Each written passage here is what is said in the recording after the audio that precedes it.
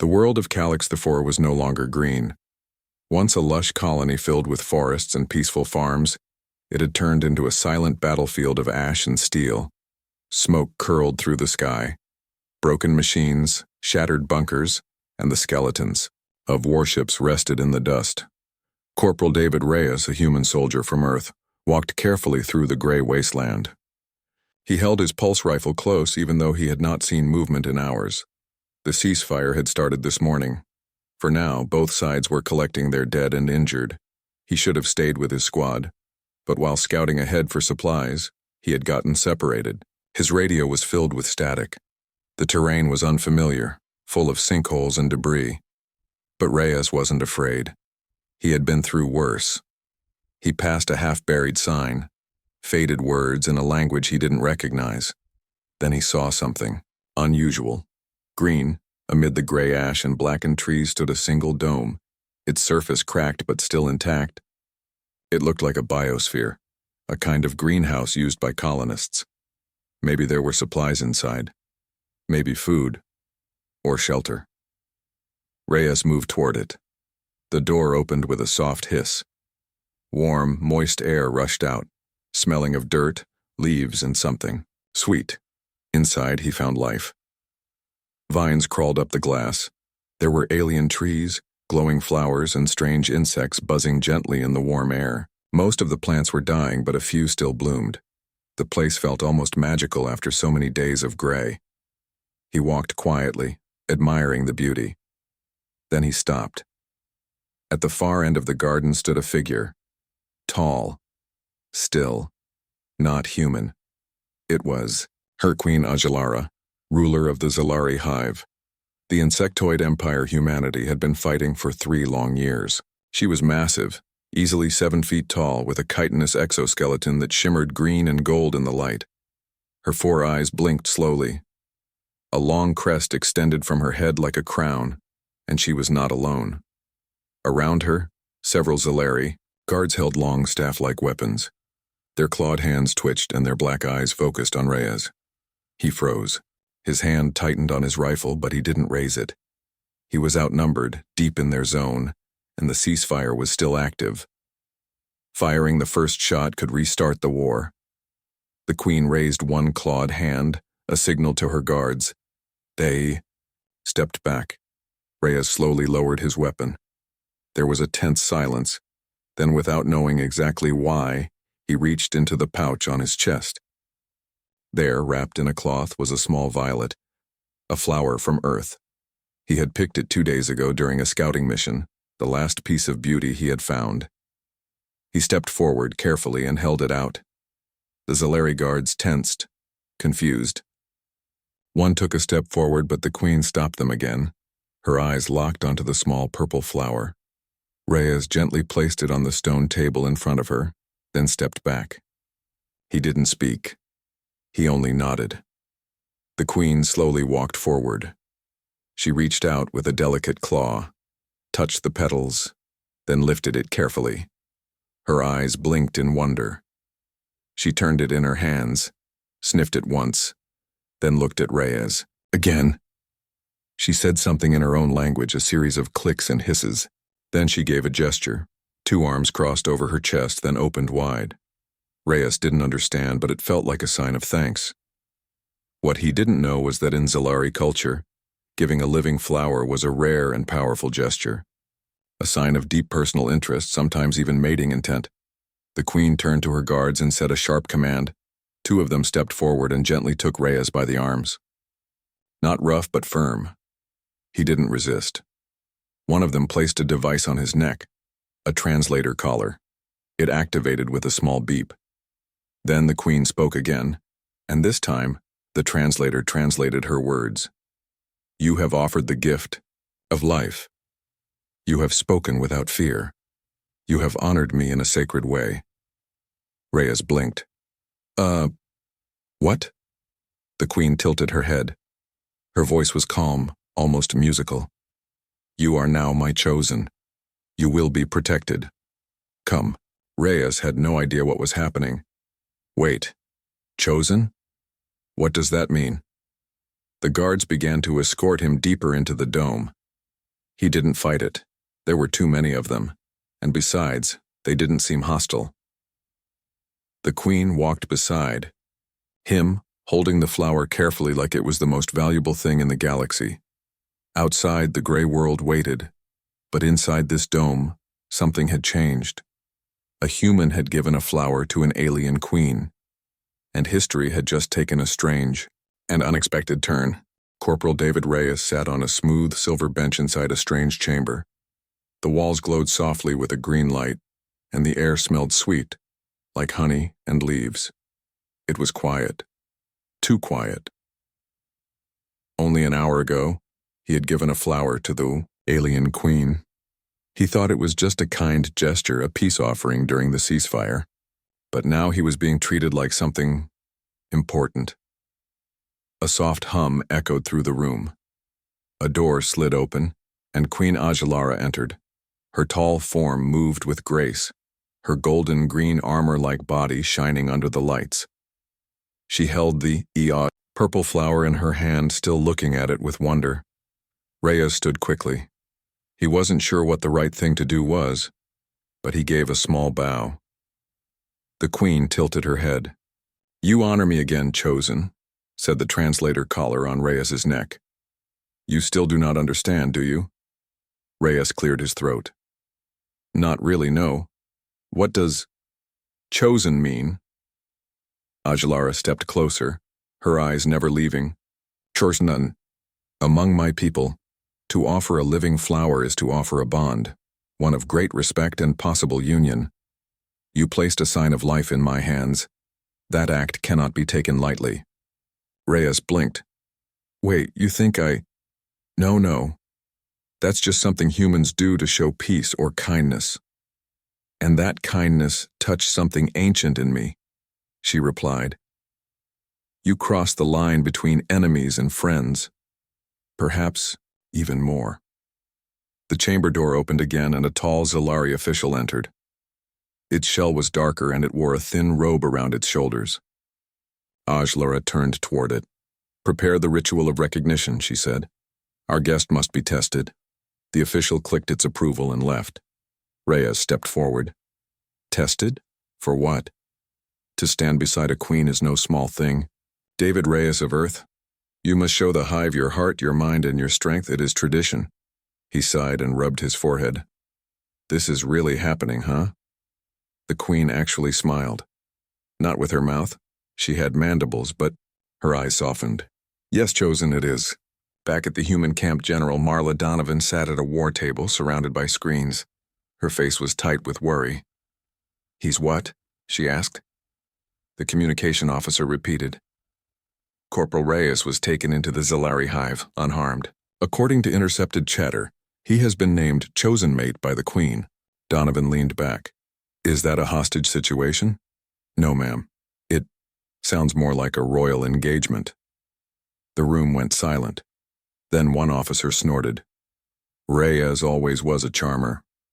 Donovan didn't laugh. "Find out what the Zalari want. This could be the best or worst thing that's ever happened to this war." Back in the hive, Reyes walked through long, glowing halls with two Zalari escorts. The hive world was not made of stone or metal. It was alive. The walls pulsed, softly as if breathing. Fungi glowed along the floors, and tiny flying creatures moved through the air like butterflies. He was led into a wide chamber with a tall ceiling. A crowd of Zalari stood in a circle, buzzing quietly. At the center stood Queen Ajalara. A deep voice spoke through the chamber. "Let the trial of unity begin." The first test was simple: patience. He was asked to sit on a stone in the center while Zalari circled him, buzzing, clicking, and whispering. He couldn't move, speak, or show fear. It lasted nearly an hour, but Reyes was a soldier. He knew how to keep calm under pressure. The second test was trust. He was given a small creature, a baby Zalari larva, and asked to carry it through a dark maze while being followed by strange sounds. He couldn't drop it, couldn't run. He had to protect it. By the end, the larva curled against his chest, trusting him. The third and final test was choice. He was shown two paths. One led back to the human lines, the other, deeper into the hive where the queen waited. Reyes stared at both paths. He took a breath and walked toward the queen. The hall of decision, Queen Ajalara waited in a chamber filled with soft lights and hanging vines. As Reyes entered, she nodded in approval. "You have passed, chosen. The hive accepts your heart." Reyes looked around. "And what happens now?" "Now we speak as equals." He was invited to sit beside her. A servant brought a plate of soft, glowing fruit. Reyes took a bite. It was sweet and warm. Ajalara leaned closer. "You are not like other humans. You did not come with fire. You came with a flower." Reyes smiled a little. "Didn't really plan it. Just felt right. That feeling had changed the course of our future." They sat in silence for a while. A soft song hummed through the walls, some kind of music made by the hive. Then Ajalara said something unexpected. "Would you return to your people as my voice?" Reyes blinked. "What do you mean?" "They fear me. I do not blame them. But you know both sides now. Carry my message. Let them know peace is possible." Reyes stood. "I'll try, no promises. That is all I ask."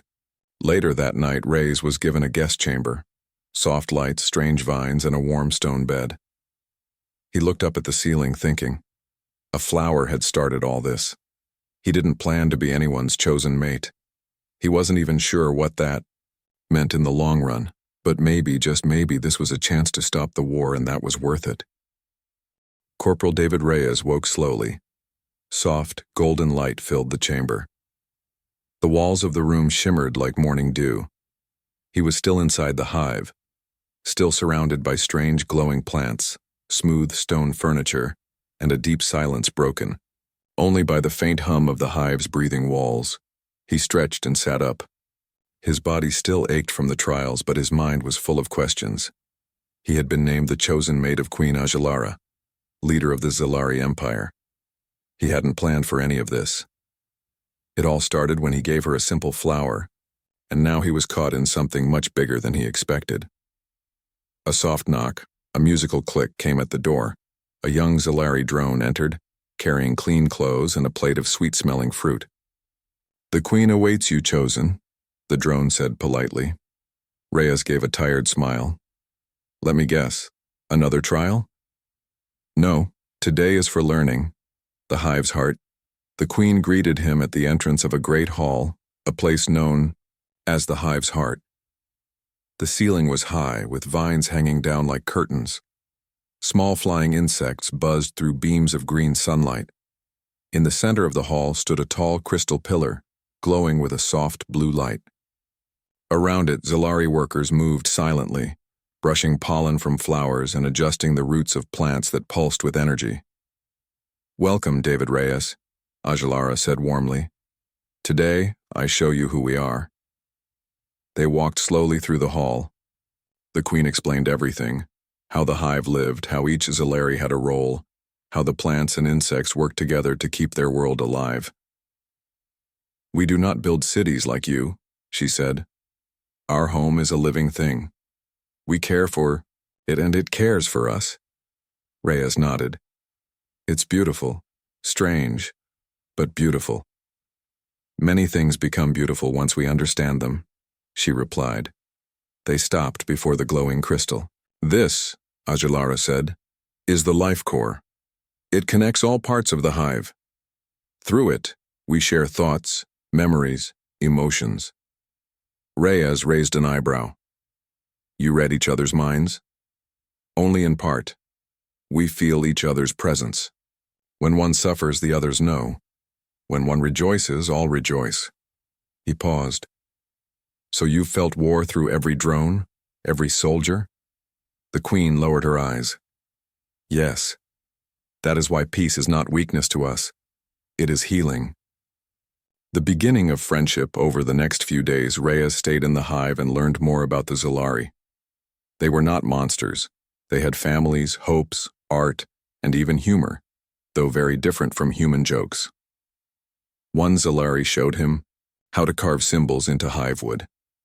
Another taught him a rhythm game played with tapping claws and clicking mandibles. He laughed more than he expected. At night, he shared meals with Queen Ajalara in her private garden. There, they spoke not of war or duty, but of dreams. "I once dreamed of visiting the oceans of your earth," she said one evening, "to feel waves on my shell. Is it true your seas sing?" Reyes smiled. "Some say they do. I think you'd like them." "Will I ever see them?" He looked at her and saw not a ruler, not a warrior, but a soul. "If we do this right, maybe." Back on Earth, General Marla Donovan watched a new video recording from the Zalari. It showed Corporal Reyes standing beside the Queen, speaking calmly to a crowd of Zalari. "They aren't what we thought," he said in the message. "They don't want endless war. They want survival, same as us. They just never met a human who didn't shoot first." Donovan rubbed her temples. "He's either gone native or made the greatest diplomatic breakthrough in galactic history." The council debated.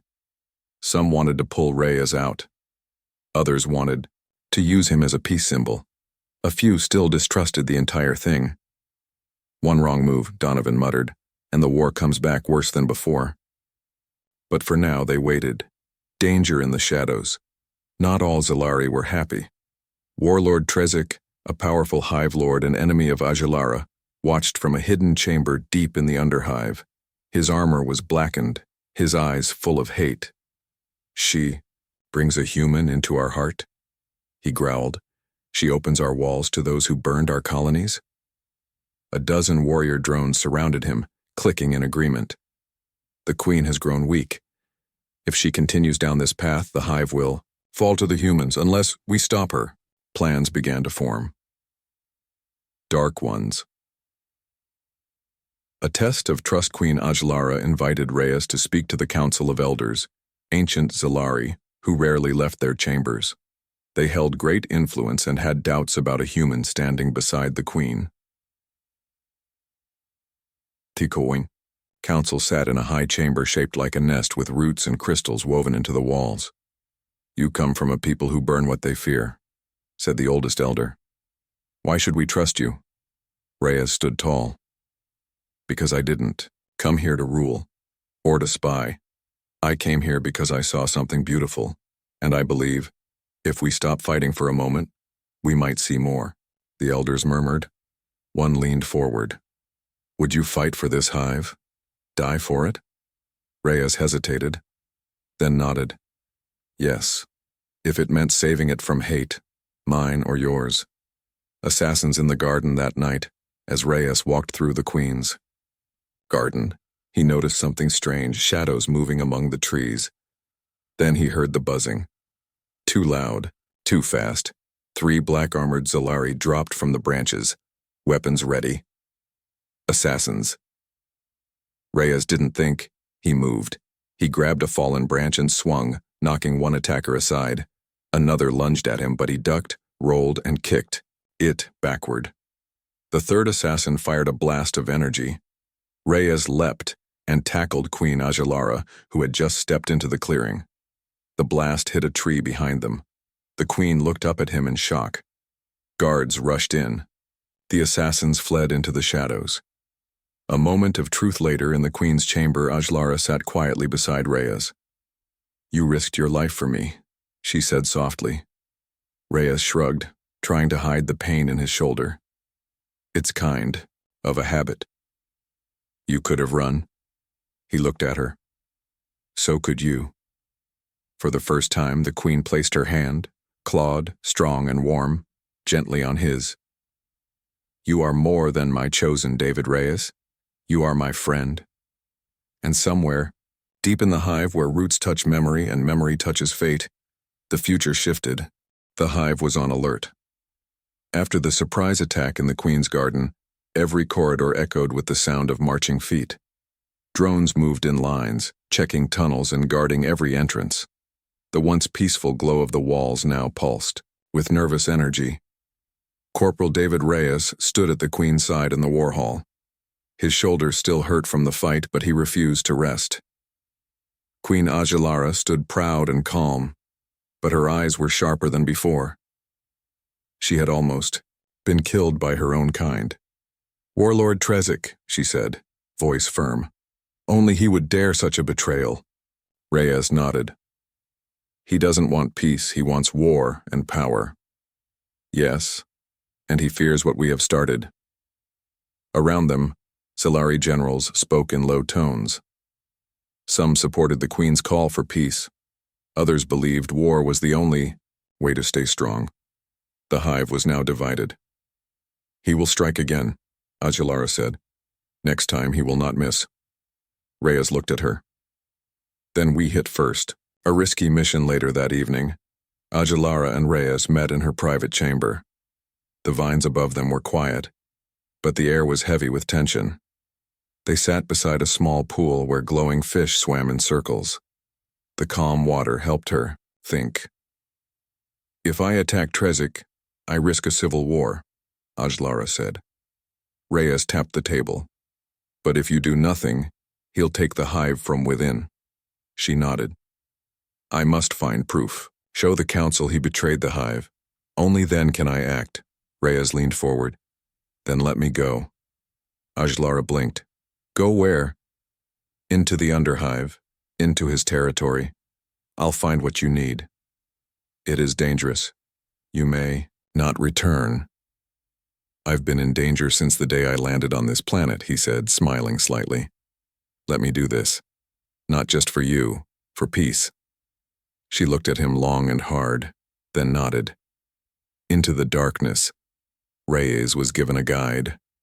A small Zolari scout named Vrinx, who knew the tunnels better than anyone. Together they slipped into the deep Underhive where even light was afraid to go. The air was damp and filled with strange whispers. Cracked walls oozed glowing sap. Strange creatures skittered in the shadows. "We are close," Vrinx whispered. "This way." They reached a dark chamber filled with broken technology.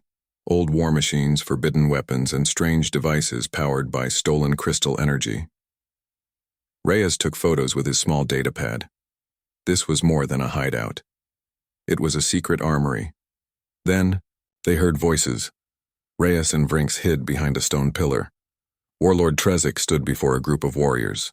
His deep voice echoed across the room. "The Queen has lost her mind," he growled. "She trusts a human over her own kin. But we will remind the hive who we are." He raised a weapon, a black spear made of jagged energy. "At dawn we strike. We take the hive by force." Reyes clenched his fists. That was it. The proof they needed. He and Vrinx slipped away quietly, but just before they reached the upper tunnel, a guard spotted them. "Intruders." Blades flashed. Vrinx shoved Reyes forward. "Go, I'll hold them." Reyes hesitated. "Go." He ran. Returned to the Queen. Reyes arrived breathless at the Queen's chamber. Guards surrounded her, but they let him through. "You came back?" she said with surprise and relief. "Barely," he panted. "Trezik is preparing a full attack. I saw it with my own eyes. I have proof." He handed her the datapad. She studied it, eyes narrowing. Then the time has come. The gathering of the Council of Elders was called once more. This time, not in secret chambers, but in the great nest hall where all high decisions were made. Reyes stood beside the Queen. She held the datapad in her clawed hands, showing the images and recordings of Trezik's speech and his hidden weapons. Gasps filled the chamber. Some elders looked shocked, others angry. One elder stood. "Trezik has broken sacred law. He has betrayed the hive," another hissed. "He must answer for his crimes." The Queen's voice rang out clear and strong. "This is not just about rebellion. It is about the future. Will we be ruled by fear and hate or by wisdom and hope?" All eyes turned to Reyes. He took a deep breath. "I'm not perfect. I'm just a soldier. But I've seen your people. I've lived among you. And I believe there's a better way. Not with guns, not with fire, but with trust." The hall fell silent. Then, one by one, the elders stood. The hive stands with the queen. The battle for the hive Trezik's forces marched toward the heart of the hive, but they were met halfway. Queen Ajalara stood at the front lines wearing ceremonial armor carved with golden vines. Rhea stood beside her holding a pulse weapon. "Today," she said, "we do not fight for land. We fight for the soul of our people." The two armies clashed in the deep corridors. Reyes fought beside Zalari warriors, ducking and dodging, using his speed and quick thinking. Trezik was strong and ruthless. He broke through lines, shouting orders, his black armor glowing with stolen power, but he did not expect the queen herself to face him in battle. They met in the center tunnel, blades sparking. "You have weakened the hive with your softness," Trezik growled. "No," Ajalara replied. "I have made it stronger with unity." Their duel was fierce. Trezik was powerful, but the queen was skilled. And when Reyes fired a shot that struck Trezik's arm, the warlord stumbled. That was the moment. With one final strike, Ajalara knocked the spear from his hand and forced him to the ground. "You are defeated." After the battle, Trezik was taken away. His forces surrendered. The hive was safe. In the central plaza, Queen Ajalara addressed her people. "Today we turn from fear. Today we rise together." Reyes stood beside her, exhausted but proud. He had come here as a lost soldier. Now he was something more. A friend. A bridge. A symbol of peace. Peace had come to the hive. The air inside the vast tunnels of the Zalari homeworld felt different now. The glow from the living walls was brighter. The hum of movement sounded lighter, calmer. For the first time in many years, the hive was not preparing for war. Corporal David Reyes stood on a high platform inside the Queen's sky chamber. From there he could see a wide garden dome filled with plants, some native to the hive world, others brought from Earth. A purple-violet flower grew in the center. The same kind he once gave to Queen Ajalara, which had changed everything. Behind him, the Queen entered. "It is blooming," she said softly, standing beside him. Reyes smiled. "It's thriving here. I didn't think it would survive. Like you, it has found a way." They stood in silence for a moment. There was peace between them, not just in words, but in the air, in their presence. A new mission a week after Warlord Trezik was defeated, messages arrived from Earth. The human leaders had seen Rhea's speech. They had seen the evidence of Trezik's betrayal, and most importantly, they had seen that the Zalari Queen was willing to choose peace. Now, Earth wanted to talk. The Galactic Council, a group of leaders from multiple planets, had called for a summit of peace. It would be held on neutral moon Etheris, where no army ruled. There, the Zalari and humans would meet, not as enemies, but as equals, and Queen Ajalara had chosen Reyes as her envoy. "You will speak for me," she told him. "You will show them what we can become." Reyes was surprised. "I'm just a soldier, a regular guy." "You are more than that.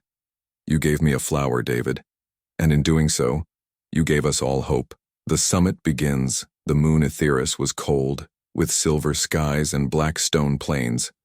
But the great hall built at its center was filled with warmth and life. Flags of many worlds hung from its walls. Human officers, alien diplomats, and peacekeepers walked together for the first time in years. Reyes walked beside Queen Ajalara as they entered the hall. All eyes turned to them.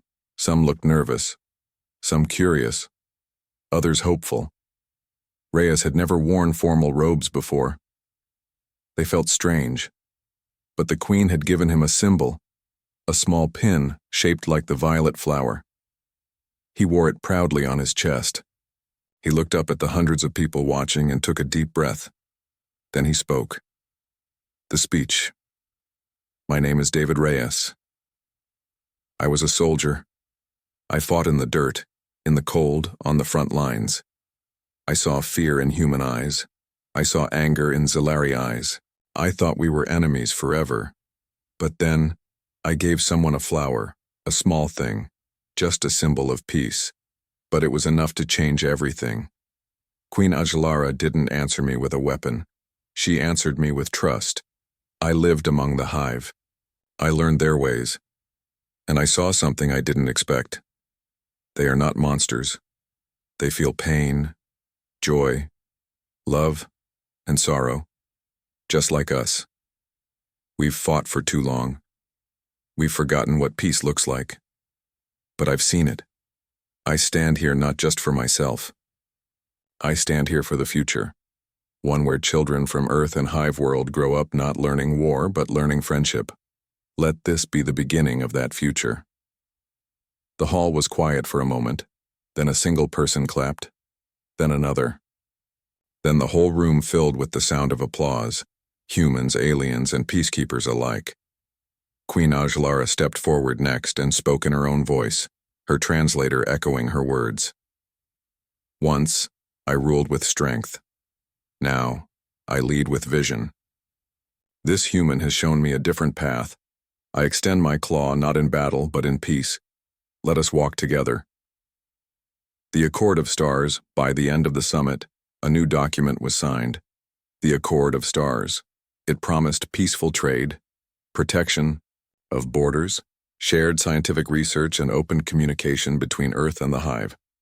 A new council was created, where both humans and Zalari would share ideas, resources, and dreams. For the first time in generations, hope traveled faster than warships, and at the center of it all was a flower. Back to the garden weeks later, Reyes returned to the Hive World with the Queen. The garden dome had grown. Human and Zalari scientists worked together, planting trees, studying bees, and laughing over mistakes in translation. Children from both species played near the pond, splashing and smiling. Reyes sat beside the Queen, on a smooth stone bench watching the violet flowers sway in the wind. "Do you miss Earth?" Ajlara asked gently. He nodded. "Sometimes, but I've found something here too, something real. You could go back. They would make you a hero." "I'm not a hero," he said. "Just a guy who gave someone a flower." The Queen looked at him, eyes calm. "To us, you are the one who helped us bloom." A message for the stars. A statue was placed at the center of the garden. It showed a human hand offering a flower to a Zalari claw. No weapons, no shields. Just a simple gift of peace. Below it, a plaque read, "In the heart of war, a flower bloomed, and peace followed its petals." Final scene. One evening, as the stars rose above the Hive World, Reyes stood on a balcony overlooking the city. Lights danced in the sky, ships traveling not for war but for learning and exchange. Queen Ajlara joined him. Together they looked up at the stars. "So many worlds," she said. Reyes smiled. "And we're just getting started." A breeze moved through the trees below, and in that moment, two former enemies stood side by side, not as soldier and queen, but as symbols of a new future. One built not on fear but on hope, and one flower,